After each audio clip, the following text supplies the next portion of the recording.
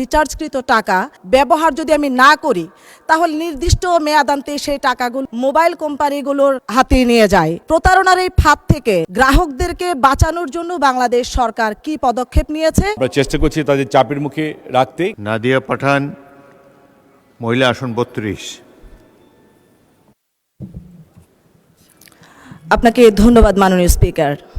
আপনার মাধ্যমে আমি ডাক, টেলিযোগাযোগ ও তথ্য প্রযুক্তি মন্ত্রী মহোদয়ের কাছে জানতে চাই, বাংলাদেশে গ্রাহকরা যদি ব্যাংকে টাকা রাখার পর সেই গচ্ছিত অর্থ চাহিদা মাত্র নির্দিষ্ট চার্জ কর্তনের মাধ্যমে সেই টাকা ফেরত নিতে পারে, তাহলে মোবাইল কোম্পানির কাছে আমরা যারা গ্রাহকরা মোবাইলে টাকা রিচার্জ করি এবং ডাটা রিচার্জ করি, সেই অব্যবহৃত ডাটা এবং মোবাইলের সেই টাকা অর্থাৎ রিচার্জকৃত টাকা ব্যবহার করার পর কিংবা ব্যবহার যদি আমি না করি, তাহলে নির্দিষ্ট মেয়াদান্তে সেই টাকাগুলোর কোনো ফেরত আমরা পাই না। অর্থাৎ সেই নির্দিষ্ট মেয়াদে সেই টাকাগুলো যে কোনো উপায়ে মোবাইল কোম্পানিগুলোর হাতে নিয়ে যায়।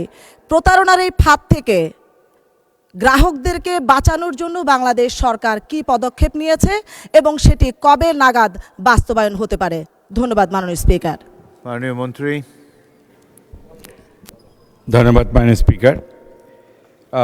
It's a very relevant questions. Actually আমরা বিটিএসসির মাধ্যমে আমরা কয়েকবার যারা অপারেটর আছে তাদের সাথে কথা বলেছি। বিশেষ করে আমরা প্যাকেজ কিনি, 7 দিনের প্যাকেজ বা 15 দিনের প্যাকেজ। দেখা যায় আমার টাকা শেষ হয়নি, কিন্তু দিন শেষ হয়ে গেছে, টাকাটা কিন্তু ওরা নিয়ে নেয়।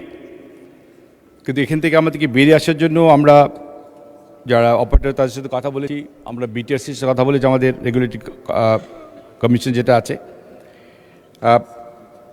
আর তাছাড়া আরেকটা আছে ড্রপ, কল ড্রপ, এটা নিয়েও কথা বলেছি আমরা আরও অধিকতভাবে কথা বলতে হবে, আমাদের অপারেটরের সাথে বসতে হবে, কারণ তাদের কিছু বিজনেস পলিসি আছে যার জন্য অনেক সময় তাদের নানা রকম এক্সকিউজ দেয় তারা, যে এই জন্য আমরা করতে পারছি না।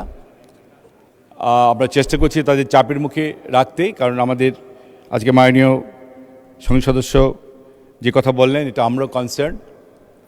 আমরা ইনশাল্লাহ চেষ্টা চালিয়ে যাব কি করে এই কি বলে এটাকে প্রবলেম থেকে বেরিয়ে আসা যায়। এটা আমরা নিশ্চয়ই আমরা চাপে রাখবো যারা অপারেটর আছেন। ধন্যবাদ মাননীয় স্পিকার।